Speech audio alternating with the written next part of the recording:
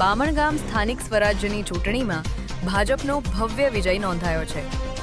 જિલ્લા પંચાયત બેઠક પર જ્યોત્સનાબેન નગીનભાઈ સોલંકી અને તાલુકા પંચાયત બેઠક પર કનુબેન અર્જુનભાઈ પરમારે જંગી બહુમતીથી જીત મેળવી છે। પરિણામો જાહેર થતાં જ વિસ્તારમાં ખુશીની લહેર ફેલાઈ હતી અને કાર્યકરોએ વિજય ઉજવણી કરી હતી।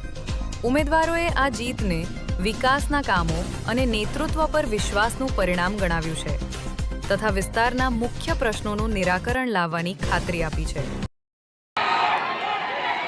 જનતાએ ખૂબ આશીર્વાદ આપ્યા છે મારા જીવનમાં। જનતાના આશીર્વાદ ક્યારે ભૂલી શકાય તેમ નથી, કારણ કે આઝાદી પછી આ બામણગામ સીટમાં પહેલી વખત ભાજપનો ભગવો લહેરાયો છે। ગયા ટર્મમાં 38 મતે કોંગ્રેસનો વિજય 3800 મતે કોંગ્રેસનો વિજય થયો, તો 3800 મત કાપતો 950 મતની લીડ મળી।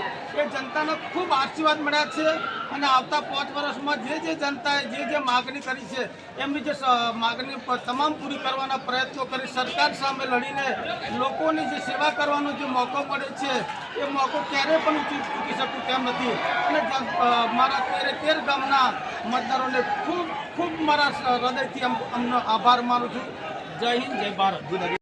વાત કરીશ, જે મારો એક મુદ્દો લઈને ચાલતો હતો કે કોઠાગારાને મહિનાની અંદર તિથોર બદલપુર જે આડબંધ બનાવવાનો જે ખારાશવાળું પાણી લોકોને આરોગ્ય માટે નુકસાનકારક છે, એટલે સૌથી પહેલો મારો મહત્વનો મુદ્દો આડબંધનો રહેશે।